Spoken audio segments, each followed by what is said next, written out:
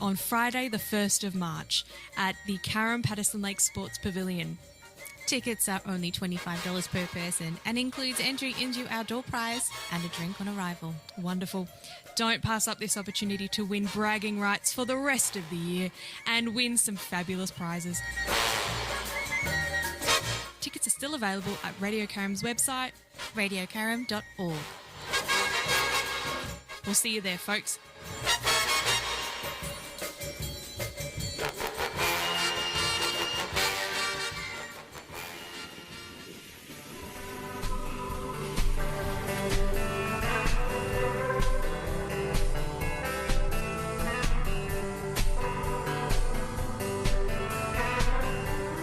I'm Ilana Razbash, and this is Radio Architecture. Good evening from beautiful Bunurong country. We are broadcasting to you live on Radio Carrum from the unceded lands of the Eastern Kulin Nation. As always, if you'd like to join the conversation this evening, please text us in the studio on 0493 213 831. My conversation partner this evening is Jonathan Guttmann, General Manager of Planning and Place at Kingston City Council. Prior to his role, he's held a range of leadership positions across the planning and development functions of the City of Kingston, since joining the organisation in 1995. These roles have involved leading the formulation of many of the strategies that have and will continue to influence the future direction of the city. He holds a Bachelor degree of Applied Science in Urban Policy and Planning from RMIT University. Welcome to the program, Jonathan. Thanks, Ilana. It's great to be with you. It seems we may have already gotten a text message through. Like, people are very, very, very keen tonight. And it seems they've just asked, can we all meet with the Planning Minister at Morty Fest to discuss the greenest streets in Australia and maybe a nightingale for Morty Kingston? Sounds like an inspiring idea. I can't speak on behalf, obviously, of the Planning Minister, but she is someone who's passionate about our local area, obviously as a local MP, and I think is really intrigued with a range of things the Nightingale project team have been doing. I think she may have even visited some of the projects, so they will be really familiar with her. Whether or not she's at our festival on the weekend, I can't confirm, but who knows?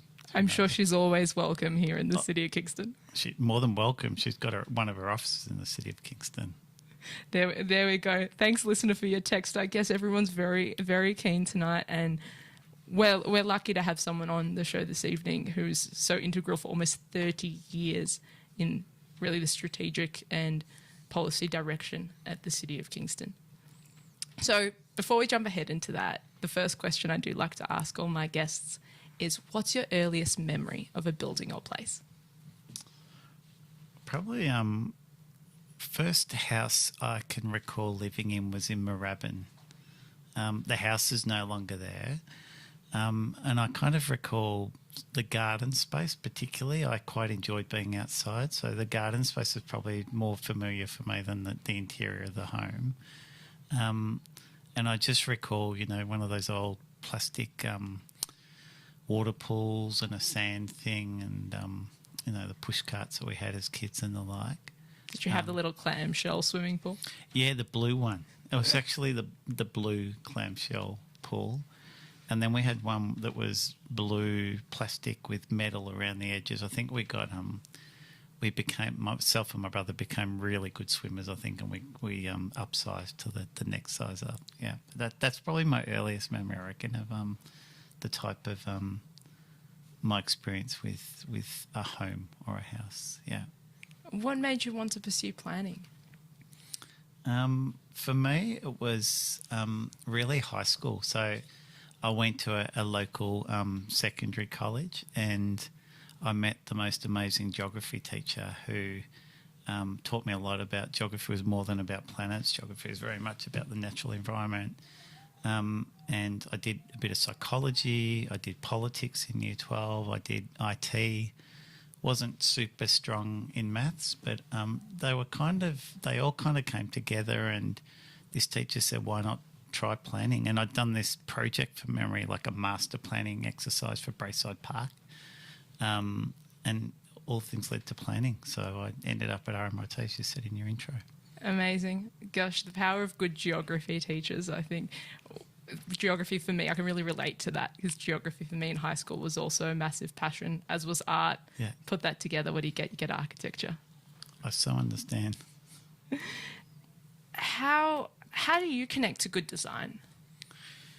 I need to see it a fair bit. So I need to go and look at places, and I need to talk. And I'm so lucky in the role I've got. I talk to a lot of design professionals a lot. So I get to immerse myself in design discussions. But I like going and looking at it. I enjoy I've got a couple of young kids, so when I get to watch a lot of TV of choice, myself and my partner, but our standard is Thursday night at 8 o'clock. We try and get into all the grand design stuff. The Australian or the British? Well, hey, New Zealand's starting this week. And from my perspective, I actually think New Zealand is often leading.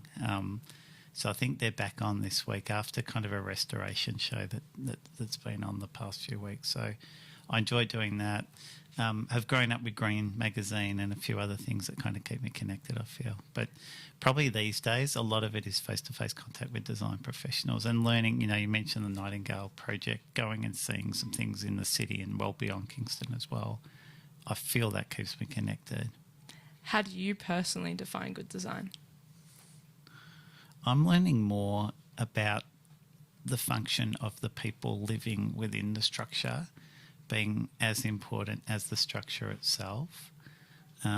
So more and more I'm thinking about who the end users are, and that might be a bit about the planner in me. But, you know, we've recently had an opportunity to look at projects like Morris Moore, which is in Moorabbin, which Clark Hopkins did, and it's been a really innovative kind of commercial project that's got a range of different activities and different people buzzing around. Really phenomenal example of adaptive reuse. It's awesome because, like, in our world, normally a site like that, which is a couple of hectares, would just be knocked down and new factories would be put on it. But the developer just had this vision to really approach something really different. And I think was driven by what the site could do in terms of the culture of the community that they wanted to create as part of the project. It's because it's quite a socially sensitive site. There used to be a Philip Morris, a cigarette factory, and for as long as I could remember, it's like, you know, it's this horrible building, big horrible industry. It's a cigarette factory, and this intervention managed to dissect and cut into it, but cut out some of those negative connotations and created something new for the site. How do you feel about it? I think it speaks volumes for just the evolution of the world as we understand it. Like, we look at a lot of the public health issues that we confront today. Many, many fewer people are smoking. But the fact that building, and apparently at the time it was the first investment Philip Morris made in the Southern Hemisphere. So they chose that site in Moorabbin to do that. The fact that we've been able to come so far to open up what that building was to all the disparate, different people that are attracted to it each day, I think speaks volumes for the adaptability and vision that we can have in the cities today. So, yeah, I do reflect on that. I also went there when it had just sold and it stunk. Mm-hmm. Like, there was just the most horrible tobacco smell through this massive concrete structure. And concrete is porous, so it actually does take on moisture and smells, and we don't often think of buildings as being part of those processes. We think they're sort of hard and dry, but they're actually much more absorbent than we sense. And indeed. And there wouldn't be a better example of what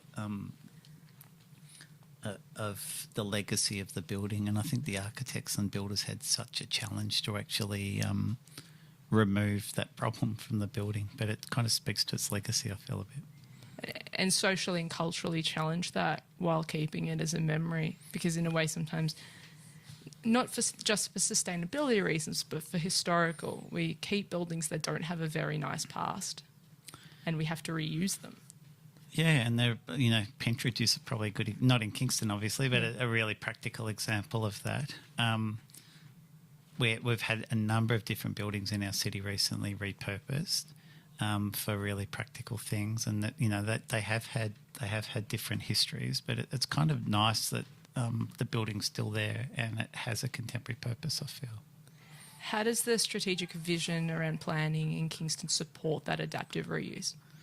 So, look, Kingston's not the inner city, so we make no secrets that we don't have a huge amount of heritage.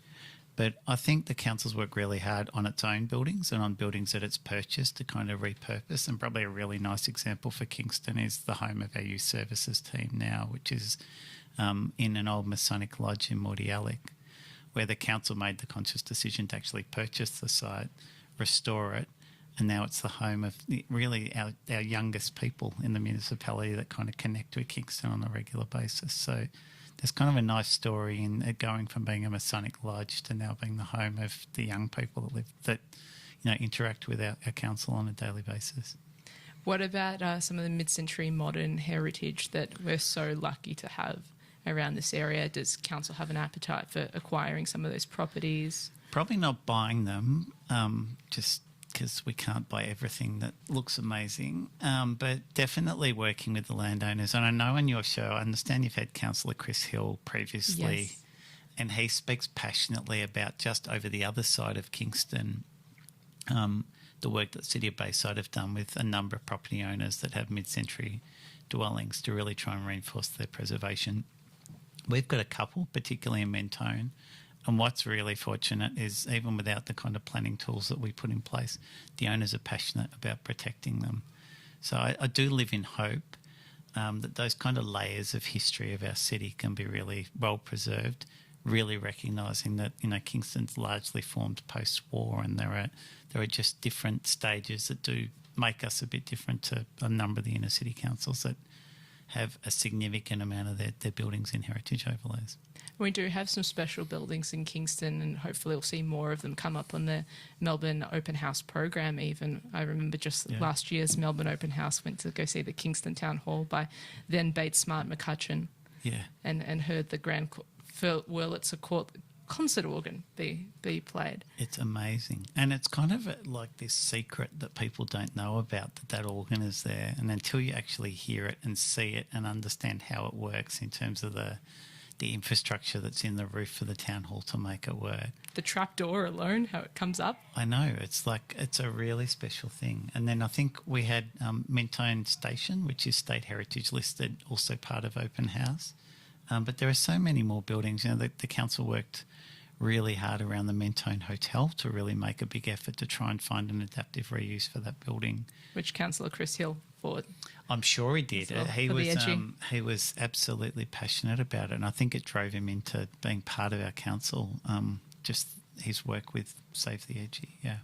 I do want to ask about Mentone.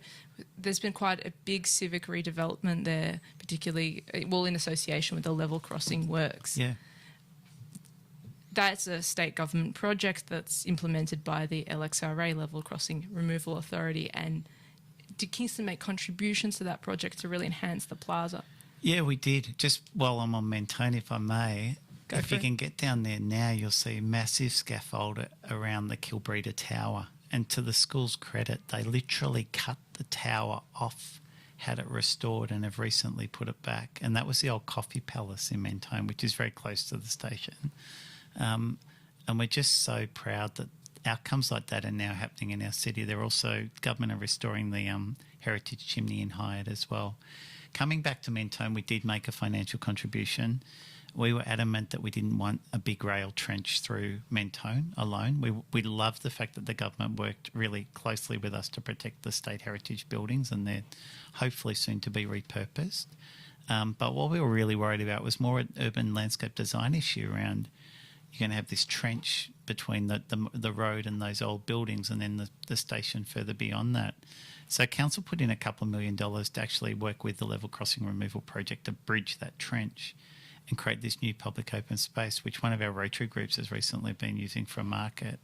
And once we get those two buildings activated, it's just going to be a special place and a way of celebrating our station buildings, in not a dissimilar way to Canterbury Road, where there's a nursery on the St Kilda Light Rail at the moment. So it's really critical co-location because you can drop off your kid and then go to work. 6,000 of them go through Mentone on a daily basis because of all the schools. So it is like Kid Mecca. So one of the I think the pending design challenges is Mentone's one of our oldest suburbs, but then we've got 1 million kids running through it on a daily basis. So finding the right mix of tenants for that space and the right curation of the space around it's going to be a fascinating exercise for council and for the future occupier of the building.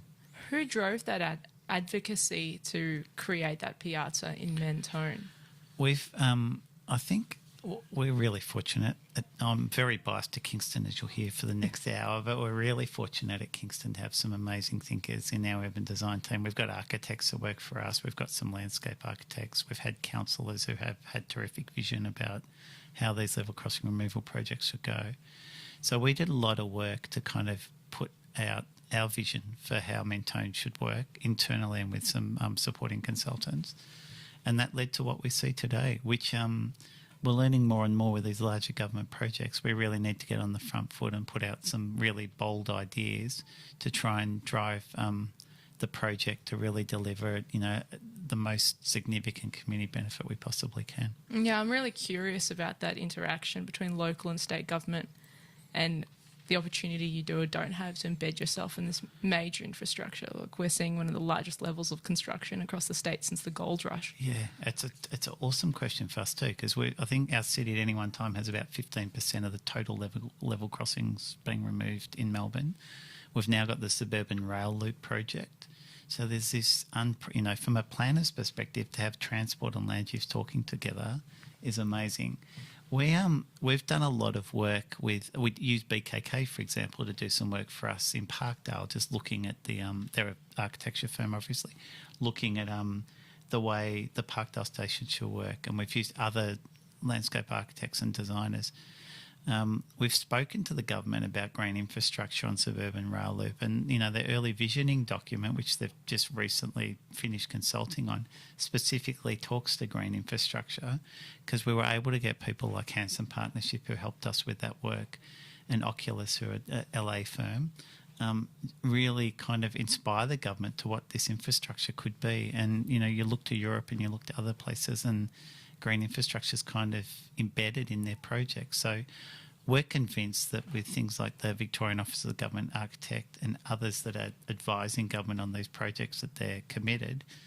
Our biggest challenge is just really pushing the case, reinforcing the environmental value that comes from doing those 100-year-long projects well, and maybe to kind of draw a parallel with one that wasn't done well. Our team often reflect on the Moorabbin Station in 1959 that was essentially a level crossing removal. But what essentially happened is they made a big cut through Moorabbin, which completely disconnects that town hall you're just talking about, Ilana, with the town centre. And we've really worked hard to try and avoid the sins of the past, I guess, in terms of how we've looked at those crossing removal projects, and increasingly how we're looking at the suburban rail loop project now. That's really good to hear. I was just about to ask about the OVGA and whether or not you regularly engage with them, or it's an opportunity you have to carve out during a state significant project. The state are pretty good. Like, there's usually an urban design panel that get put up for the state projects, and there's always OVGA representatives. I think the state are pretty able to identify what projects need OVGA input. We certainly think they've been effective participants in the level crossing removal project. Occasionally they've been involved too with some private developments as well. And just the calibre of the people now at the OVGA, and they're, a lot of them are towards the end of their career, so they're really looking to make a contribution, and they're seeing public funded projects as being that place to largely do it, which is terrific, because this is an organisation that didn't exist a decade ago in any substantive form. So it's been great that kind of design, the required design eyes are embedded into state infrastructure planning. Yeah, and that source of advice to state government, and to really be championing good design or pushing for better design outcomes. But their resources are stretched so thin, their funding is reducing. I'm wondering, does local government take initiative to engage with them, or say some of their policy documents like Government a Smart Client, is that a staple in your office? A bit. One of the things we've really worked on is trying to reinforce the longevity of the projects. So we look at projects. We did urban heat modelling for the stabling proposed for the suburban rail loop, and we put forward an idea that green infrastructure really needs to be embedded in it because it's going to be there for 100 years. It will create an urban heat island if designed like earlier stabling sites. So we've tried to kind of play in that space. We've also played in the space of integrated water. Like one of the things Kingston prides itself on, and there are plenty of wetland projects and the like around Kingston, is our ability to deliver those kind of integrated water projects around civil infrastructure. So I guess what we've tried to do is use our organisation and use people who support our organisation to put forward those kind of ideas so that they're embedded in the thinking of the what are often engineers and others who are kind of leading those larger government projects. And we're finding that we're getting some success, but the absolute key is to reinforce the longevity that they're going to be here 100 years. And that, when you think about places in the world that look at our own Flinders Street station, you only get one chance to build icons, and the icons or not icons are going to be there for another 100 years. So, And if you don't finish it, nobody will. She's still unfinished, Flinders Street Station. Indeed. We're very confident, though, that the suburban rail loop and all the other projects promised in the City of Kingston will be delivered by the government. You mentioned water. The Edithvale Seaford wetlands, even though the land where we're broadcasting from now used to be part of the ancient Carrum swamp. Yeah. And the wetlands as they are today are managed by Melbourne Water. How is Council working with them? How's Council collaborating? Melbourne Water have been really awesome. We built a wetland in Namatjira Park a few years ago with 3 levels of government that funded it. Melbourne Water have always had a commitment to integrated water management. Melbourne Water benefit from the work we can do to treat stormwater before it hits the bay. Probably practically at the moment in terms of our relationship with the water companies, the most exciting project for us in terms of integrated water is a project that South East Water and the State Department of Environment have kind of worked with us on to bring recycled Class A water back into Kingston to water areas. And it's 1.8 gigalitres of water, which is... For irrigation, right? For irrigation on golf courses, for market gardens, for our parks, for industrial users that are apparently data centres need like huge amounts of water. So if anyone wants to build a data centre in the City of Kingston, we can supply Class A recycled water, which I didn't know. For the cooling, for the aircons. So and apparently they're really high water users. So projects like that are important because they are part of the fabric of a functional city. The wetlands are super important, and we've done a lot of work around urban heat in the city, and we can drop temperatures by 6 or 7%. 6 or 7 degrees on a day like today. We know why that infrastructure is so important. Not everyone in Kingston benefits from being close to foreshore, so not everyone benefits from having the luxury of sea breezes towards the end of the day and the like. So it's particularly important for us that we pursue these kind of projects in the inner parts of the city, and without Melbourne Water's support, we just wouldn't be able to do them. Are there any wetland revitalisation projects coming up for us at all? We've got a really exciting one in the wind, kind of in Braeside, south of an industrial estate between Aspinall Gardens and Braeside. That's essentially land that's been preserved for decades for a wetland, and we're actively working with Melbourne Water to all the planning's done, but to get capital funding to make that project occur. And that really will treat a lot of the water that comes out of Monash and connect up with the wetlands at the waterways. So one of the other things that's important is that our wetlands are kind of connected for biodiversity purposes and ecological corridors. Yeah, the Ramsar wetlands. Protected under the Ramsar Convention. I know, and it's such a significant thing that we have in our city that really needs to be protected, and we need to do more around just habitat corridors. It was amazing when the Mordialloc Freeway got built. People have to actually think about the way birds fly and what impact the road may have on bird movement. So it's very much a key component part of our thinking, particularly the Ramsar wetlands for any issue that we tackle south of Mordialloc Creek. Huge responsibility, but also such a privilege to have that here and to be custodians in a way. Yeah, I think we have an airport, we have industrial areas, we have housing, we have a bay, we have a green wedge, we have Ramsar wetlands. I might sound like I'm being a salesman for the city of Kingston, but it is kind of all the attributes of what a city needs can be found here. And now the transport infrastructure is really following with some of the bigger projects that are being built as well. You mentioned the heat mapping work that you've done, and you're wearing a Net Zero 2030 T-shirt. How is Council preparing for the challenges and necessary adaptations, mitigations we're going to need to go forward to 2030 and beyond? So within the organisation, some of the things that we're desperately trying to do is look at the way, for example, we collect rubbish and what the trucks do in terms of their emissions profile. So there's the movement towards hydrogen trucks at the moment, and looking at what's possible in that space with our waste contractors would be essentially almost halving our total emissions. We've got an old swimming centre at Waves, which contributes 25% of our total emissions due to the gas that's required to actually keep the water warm and run the aquatic centre. So we are building a new one in Mordialloc that will have a very different approach to its environmental credentials.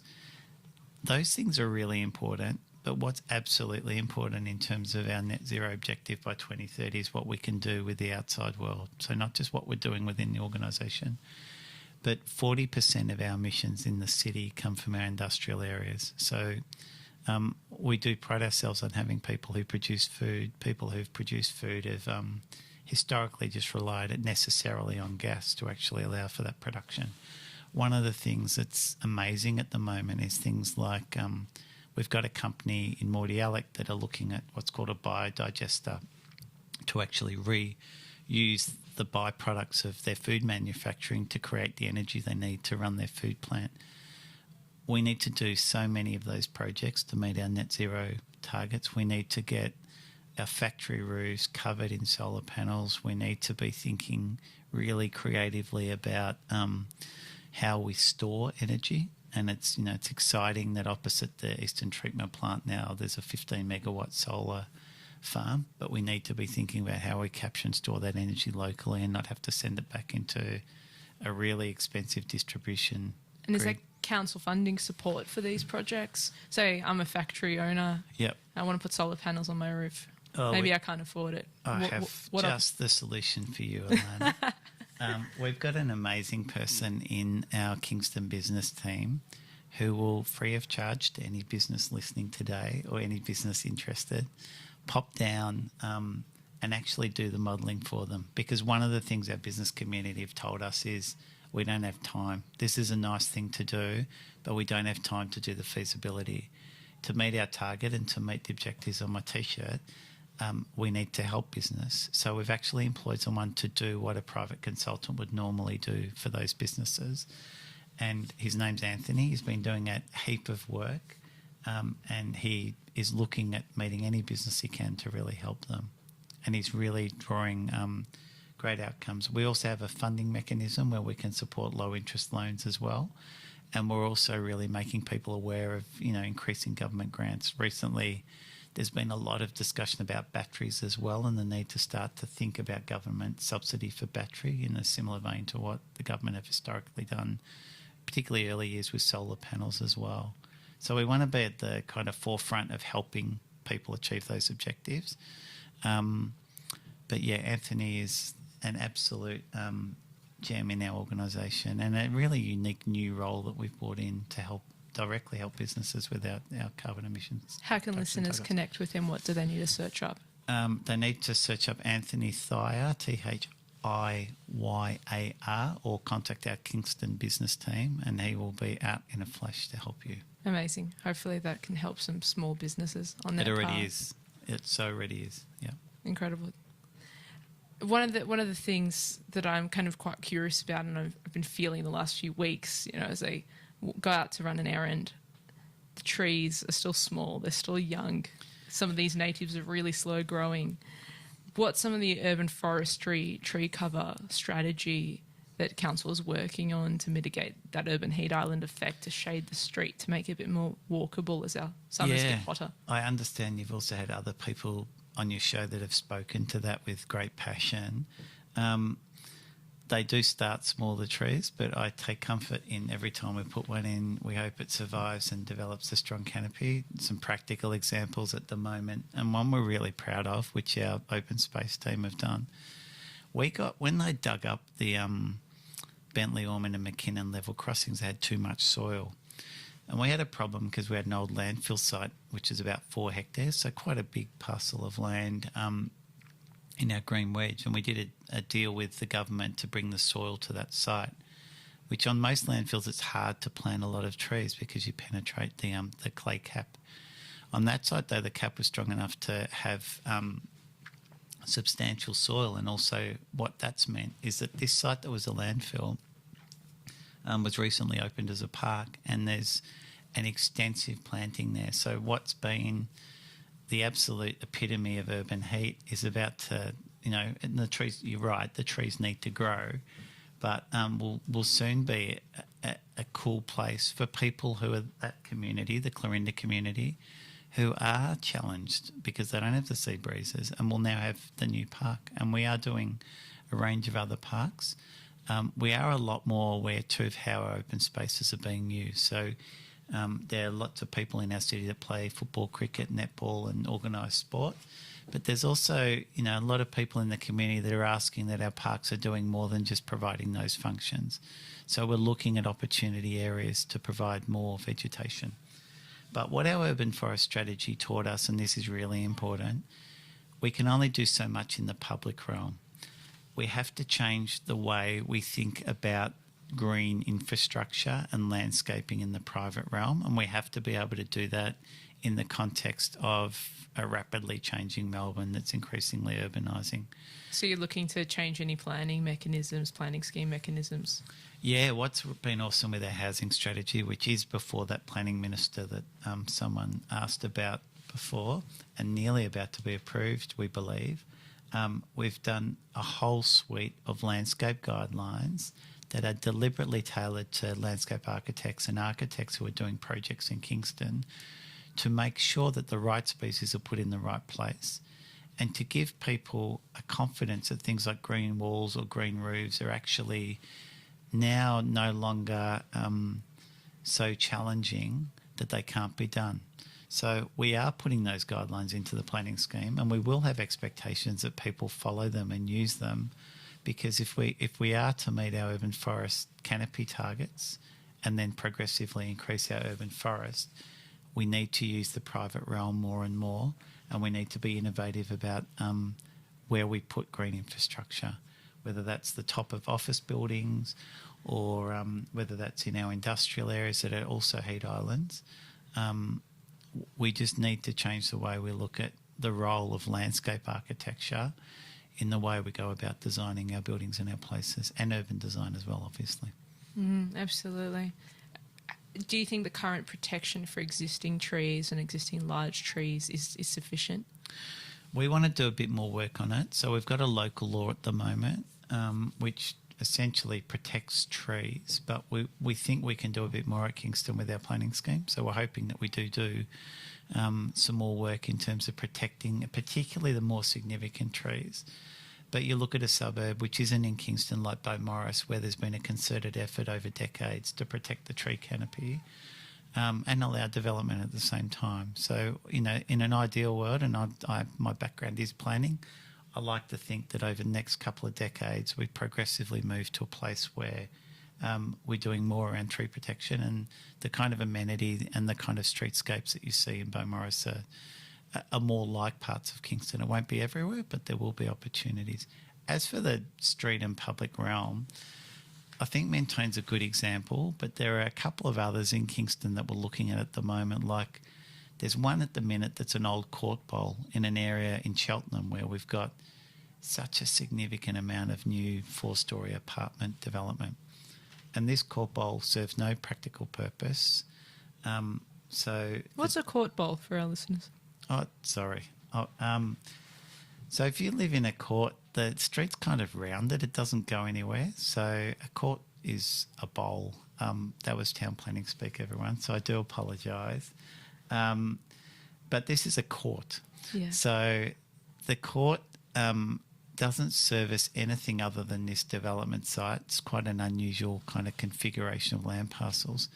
So we've been working with the developer to essentially get rid of the road and create an open space for that community and the surrounding now medium to higher density community.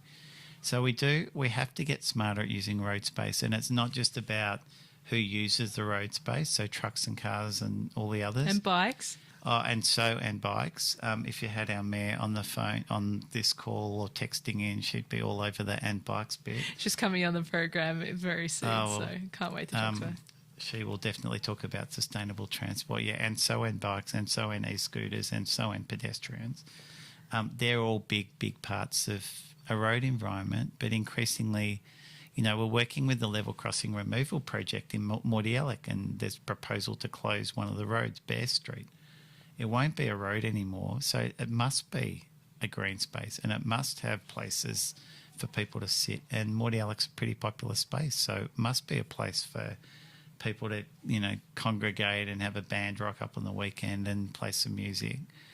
We need to think of our roads differently, and I think we need to do it particularly in the areas where the density is really changing, because you can't accommodate all the cars, and you need to have sustainable forms of transport. People need to feel like they're comfortable walking. And if the inner city doesn't teach us anything, e-scooters are going to be part of our future transport, and no doubt there'll be other types of transport in the future that need road space as well. And that's all better for business, that's all better for shop owners. The longer people stay, being able to relax and enjoy the street, to stay longer at shops, to walk to the shops. It's all better for economic activity. It so is, and it's also fair, because we see a lot of architecture and a lot of buildings where people now have, a 1.5 metre balcony in width by 5 metres in length, and it's a nice space for a table or a barbecue maybe, but it's not a meeting space. It's not like that back garden I described. It's one of my earliest memories. So public space is meeting space, and we need to have more than the conventional main street shopping centres. We need new spaces. You mentioned Mentone and, what we achieved there with the level crossings. One of the things we're really proud of with Cheltenham is you have this amazing park on one side of the rail corridor, and we work with the level crossing team to actually widen the bridge across, and then we've progressively started to create an open space on Charman Road. And those who know Cheltenham well will know that there's a lot of big buildings starting to form in Cheltenham. Our council in Moorabbin bought factories just outside the activity centre and have turned them into a park. We need to adapt our thinking around these kind of opportunities to create green spaces for people to meet, because architecture's trying, but in some instances it's not actually able to deliver those spaces anymore because of the kind of consolidation objectives that we have for places like Melbourne. And bringing all those considerations about urban heat island and overland flows, the groundwater, stormwater, having permeable green places makes us all healthier. One thing I often come back to with my neighbours is we've got a light coloured roof, and it was very provocative at first, scared everyone.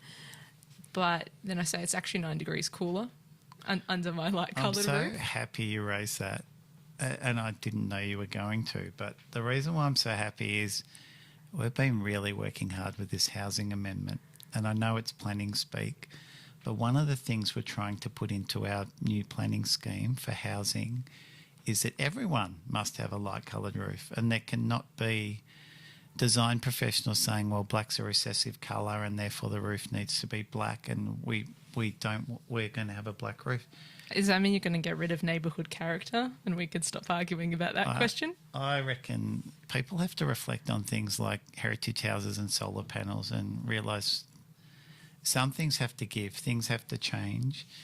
And light-coloured roofs feels to me like a really good concession for communities to make, on the basis that on a day like today, an older person in a house with a dark-coloured roof might either be financially challenged in being able to afford the cost to run the air conditioner that they need, or actually be at significant health risk of being in a house with a dark-coloured roof. And I think when you start to think about it that way, it makes compelling our ability, I think, to really push that.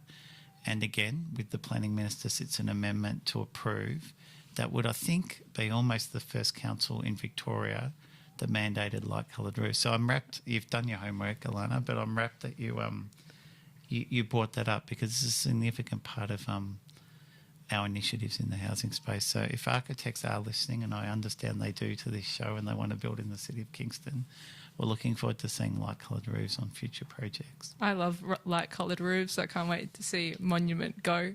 But that same reduction in temperature of up to 10 degrees comes from green space as well. So from trees, from parks, from producing green corridors, because as we know from the data that dense urban environments are 10 degrees hotter.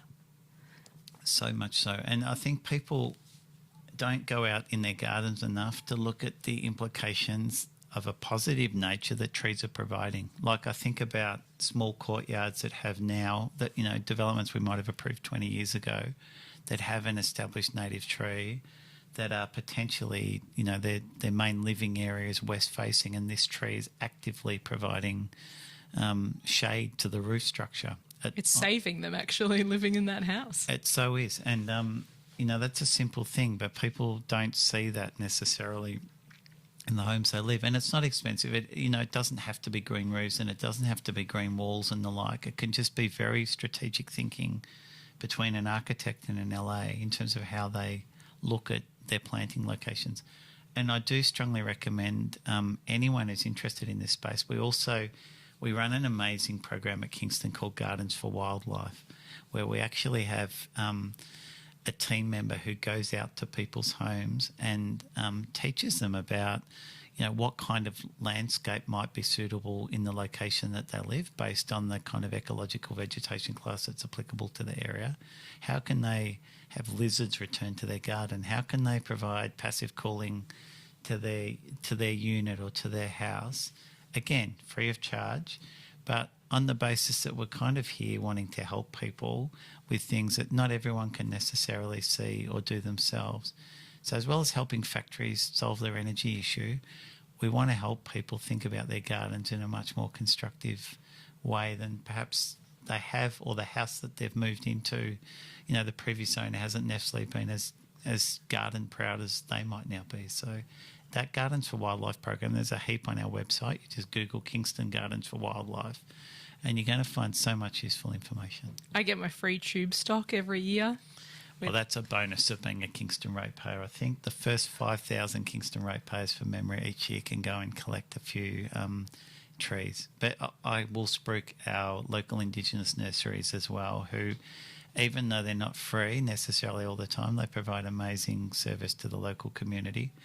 But yes, the first 5,000 ratepayers, I think, again this year will be entitled to trees. And they have amazing, actually, variety, all our local Indigenous nurseries and community nurseries that you can't buy in a commercial nursery. You can't just find that in Bunnings.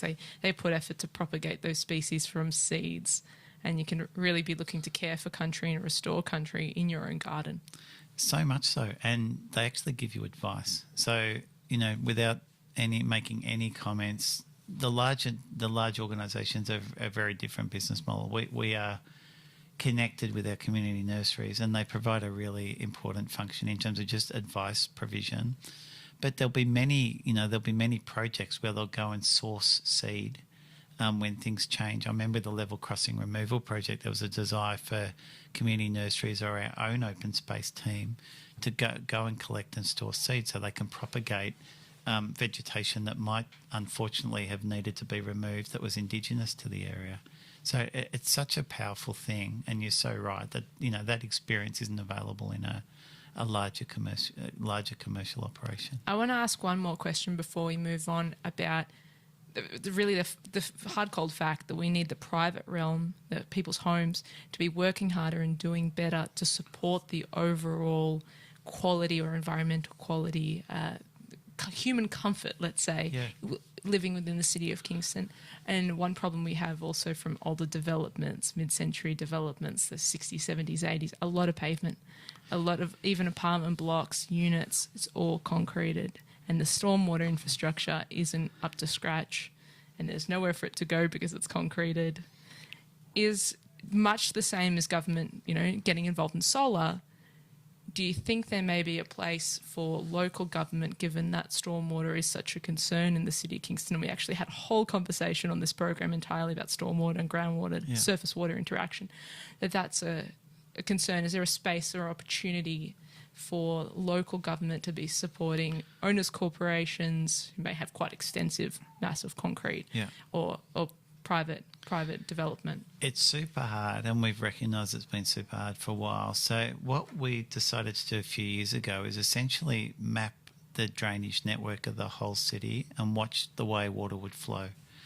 And what we've decided is, rather than always treat its source, we've designed 30 locations in the city, I think it's 30, where we would construct like regional level wetlands, because it's just, you know, as things evolve and buildings change, yes, you can have that influence at a site level. But what we've been doing lately is saying to developers, you've got a choice. You either put your rainwater tank and your swale or whatever on your own private property, or we offer, and you meet Melbourne Water best practice in terms of treatment of nitrogen and phosphorus and other things that get into the stormwater system, or you make a cash contribution to us and we will continue to build the wetlands that you're seeing in the city of Kingston. The upside of our option is that we also get to maintain them, because one of the things about, you know, green infrastructure and even water tanks, Maintenance. and they're so only as good as the owner that takes pride in making sure they're not blocked or not disconnecting them or, you know, not maintaining them, as you say. So we are looking more at sub-regional solutions sometimes to some of these wicked problems that, you know, previous generations of design have brought. A listener's asked, how do you balance possums, birds, etc., with growing trees in your garden? They seem to destroy everything. So I think this is a question about concerns for biodiversity and conservation and having wildlife in your garden versus them eating everything. I think this is what makes our program so valuable. If that's that listener's concern, there are particular species or trees, or it might just be that instead of doing trees that will obviously attract possums, there might be some amazing bushes that can be introduced into a smaller garden space or ground cover, or ground cover with a water feature that can deliver on the biodiversity objectives.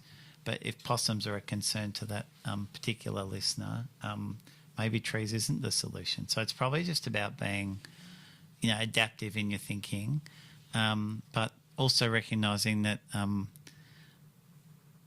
the homes have come after nature, and nature was here first before the home. So we kind of have to reconcile that tension and recognise that nature is a part of where we live. And it's probably, for a lot of people, it's probably a really terrific, I think out of the pandemic too, it was proven to be a really terrific therapy for people around just their connection back to nature. And emphasise how important that private open space is. So much so. Yeah, look, so much so, but it's getting smaller. So your point you made before about the role of streets and public places, in my mind, in seeing the evolution of a city becomes more and more important. There are going to be parts of Kingston that will always have a traditional open space and back garden, because they're not areas where there's going to be a lot of development change. But there are going to be areas that are. But, you know, we haven't spoken, and I know we'll head to a different area, but we haven't spoken about food production and like the ability to use your garden to produce food. And I think there is a growing movement towards people, you know, wanting to buy a food cube, for example, and just produce some food within their garden or become part of a community garden a community gardening group as well. So, I talked about starting with the plastic swimming pool in the house I first remember. There was also a cricket pitch in that house. It's not necessarily the only two things that occupy someone's open space anymore. It's, you know, it can be quite different. Yeah, not just the clamshell pool, cricket pitch and a hills hoist. No. I mean, we would heritage a house like that these days, I suspect, Ilana, yeah. That does happen. You've seen a lot of change happen in the city of Kingston, almost 30 years. What are some of your favourite buildings? It's a big question. I do. The old ones are memorable, but I think they're memorable like the Coffee Palace in Mentone because of the work the owners have kind of put into protecting them. the nicest one recently that I've seen, which is just an awesome project, is where I think, and I'm not sure listeners might know, we've had our first passive house built in the city of Kingston in Mentone. That was just this project that entered the planning system, 2 units in a street in Mentone, where 3 generations of family wanted to live together. So recently we had the unique ability to take a very senior member of the Commonwealth Government to look at this thing that was happening in suburban Mentone, where Sanctum Homes are the builder, and they've basically created this amazing dwelling that has no energy bills. And architecturally, for example, and this is just Who's the architect of that project? I should know, and I knew you might ask me that question, and I haven't got my notes in front of me. So maybe one of my colleagues might message you in and let you know. But I'm so sorry. I'll let you know so you can. We'll promote pop up a picture of it on the Instagram. We'll follow up with a photo. Thank you. That passive house is architecturally interesting, but really achieving a significant environmental value. I love Morris Moore, and I know I spoke about it before, but I just really like what it stands for and the motivation that the developers have had in pursuing it. I think we had a really lovely. We were very lucky in Moorabbin. We had that black apartment building, and I know we talked about black before and white coloured roofs, but there's a really significant apartment building that got built. Oh, in the Moorabbin. extension above the office, and then it got painted black. No, the one Near the station. Yeah, near the station. Yes, a really. It has this mesh metal screening and express steel structure. That was what was the old Tandy building, and that was another retrofit where now I think the level crossing removal project are actually the major tenant. But why did they paint it black? Because we didn't have rules at that time in our planning scheme to say you couldn't. I can see you shaking your head at me. So can the viewers on YouTube. We are live streaming. All right. Thanks for reminding me. So, there's an apartment building just along from that's really an interesting piece of significant architecture as well, I feel. So there's some of the ones that kind of spring to mind for me. Do you have a favourite story about any of those buildings? I have a favourite story. The tobacco smell in Morris Moore I'll never forget when compared with what it now is. I think that's been super interesting. Mentone Hotel's interesting because I probably spent a bit of my younger life at the Mentone Hotel. So you mentioned Councillor Hill before, but just the evolution of that building and the work we're putting in now to try and make sure that ground level of the building is returned to some sort of iconic place for people who want to socialise is probably a building that I have a lot of familiarity with. I worked at Mentone for quite some time before the council offices moved to Cheltenham, so we'd spend some time at Mentone Hotel. So that's probably another one. As a child growing up, I knew St Kilda Football Club really well. I used to go and watch the football there, and watching the evolution of Linton Street and what the site was to what the site now is. I think that's kind of an iconic part of of my history with our city as well. Morty Alec, I think, is quite a special place. My mother actually went to Morty Alec Secondary College. I've got some family history of Mentone as well, and family history that kind of predates some of the urban activity that's occurred. Like, the racecourse estate in Mentone wasn't there when a particular member of my family kind of established in Mentone. So some of those things about the history of the city I feel really connected to. I'm super excited by things like the Clayton Business Park, which is this huge... They used to make VW cars there, and now Guttmann, who are a major industrial developer, are about to reposition that. And again, in not dissimilar to Morris Moore, using the old chimney and using some kind of reimagining of some of the features on the site to create a contemporary business park. I think that's super exciting. I don't know how architects will judge the redevelopment on Centre Road, what was the former Sigma Pharmaceuticals site, but there's a range of apartment buildings and townhouses and the like, and I've enjoyed watching that project evolve to what it's kind of become now, which is kind of home to everyone. There's single bedroom apartments, the major townhouses. There's an amazing project in there that supports people living with physical disabilities, where some of the apartments in one of the particular buildings has been tailored deliberately for people who need to live in homes that just look distinctly different to what we might expect contemporary apartments to look NDIS like. housing. Absolutely. I'm glad you mentioned housing, because there's a topic that regularly comes up for us on the show, and that's the ongoing housing crisis and how people can stay in place, age in place, live in place in the area that they love. I know certainly for my neighbours along the Long Beach, they love this area. What is council doing to support people who are experiencing housing stress or to mitigate the housing crisis? Yeah, we are fierce advocates for the development of more community housing in the city. And some of the practical examples where we've been able to achieve some outcomes is that one I mentioned, which was a partnership with Cedar Woods, where a provider actually provided 10 dwellings plus a caretaker residence for people living with a disability. Another one is in Clarinda, where there used to be a kind of Vic Roads reserve that wasn't doing anything. The road had no effective purpose. And there were these 5 demountable dwellings in a neighbouring municipality, and the community around that area weren't delighted with those dwellings. So our council put a hand up and said, you know, with Vic Roads, we would love to have those dwellings. And they now provide 5 homes to people who otherwise couldn't live in the city. We did an amazing affordable housing project recently with National Affordable Housing in Chesterfield Road near Southland. It's the most iconic, significant building in the area. It's black, Ilana again, sorry, and white. I can't wait for your black and policy white. to come in. I know. I think there's a lot of people in my team who equally agree. But there's, I think it's 120 dwellings there. And you make the point about people staying in the areas that they want to live. Not only is that a challenge, but also with a city that has so many ties with the industrial sector and manufacturing, our businesses can't get workers anymore, or our schools can't get teachers, or our health institutions can't get nurses.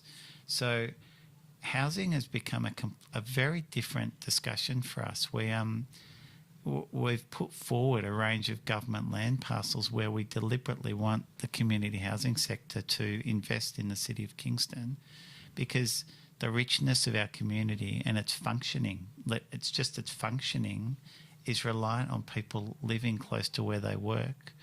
And, you know, we need our teachers, we need our nurses, and increasingly our city's becoming so unaffordable for people to be able to live anywhere near where they work, and the environmental costs of that are huge. And the social costs. Absolutely. You want the best care from your nurse. Why do they have to commute an hour and a half to get to their job? Absolutely. At 2 a.m. It's absolutely ridiculous. And we grew up learning a bit about Port Phillip Housing Association, who have been doing this for years, and they spent a lot of time dealing with Russian communities who identified Elwood as their home. And what they were learning was that these communities were being pushed out of an area like Elwood, well beyond their community roots, and the community was essentially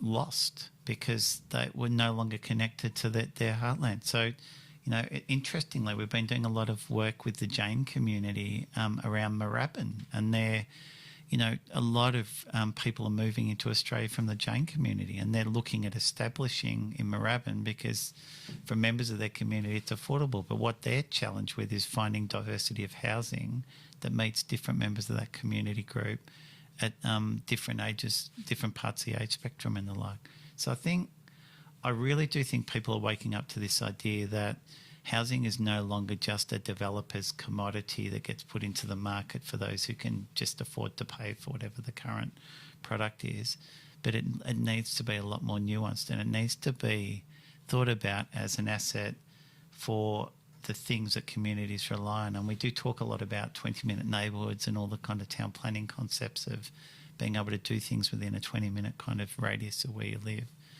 But it's so much more critical, and our carbon emissions targets that we have are basically, often driven by transport choices that people unfortunately don't have. So how does Kingston insert themselves into that mechanism to help more housing come to the either affordable market or social housing or community, which are all very different things as well, or disability housing?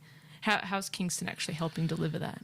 So we've identified our government land. We've also identified a couple of parcels of council land that we can put into the market to try and attract housing providers. When we get applications for rezoning now, we expect a community housing or a social housing contribution. One of the legacies of Middle Melbourne is that the Department of Housing built a lot of houses in the 60s and 70s. We've been through all of ours in the city of Kingston, looked at where they are, looked at where there's two next to each other. And the government have this idea now called future homes, where it's like a 3-story apartment, architect designed. There's 4 or 5 different variations. They kind of fit a double suburban block. And we've written to the government and said, look, you know, these blocks at the moment are probably housing 4 people when we could be potentially housing 16 people in wonderful locations in an apartment building that's designed in a way that is so much more sustainable than what's there now. There is an inherent challenge because you don't want people ever to feel moved on, and there's, you know, that's obviously playing out with issues about the larger public housing buildings in the inner city. But there's certainly advantage from a planning perspective in looking at the next generation of that housing and making sure it's not lost, because it would be easy for government to sell land in Kingston to buy more land in the city of Casey because it's cheaper. But that so doesn't address the key worker issue, or so doesn't address the challenge that people who cannot afford but want to live in a place like Kingston, it so doesn't give them that choice. So I know you've got our mayor coming up, as you said before. If it's not transport, it's affordable housing that she'll talk to you about at length, and about all the kind of objectives she has and we're doing. I look forward to following up that discussion onwards. I'm mindful of the time, so I've got to ask my last question. And that's, what gives you hope?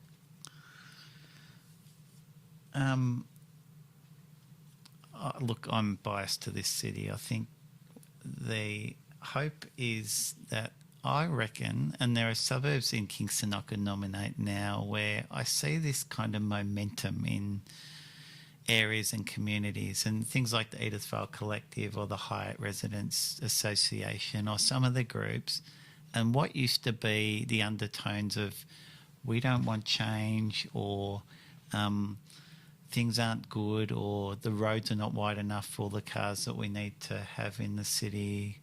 The community are coming to us, and there are leaders in the community that are coming to us that aren't always people who've always lived in Kingston, but see this amazing place and all the features it has, and are really pushing my team and our broader organisation to really be looking at that innovation around streets. I think political leadership is so important, and we are really fortunate that some of the things that really matter to the structure of cities are at the forefront of thinking at the moment. I'm so excited this year about Plan for Victoria. So they're redoing again the Victorian kind of planning strategy. And I think the environment will feature. The relationship with traditional owners and their relationship to land is a pillar of that document. So I think we're waking up to some of the things that are critical to society functioning. So that gives me a lot of hope.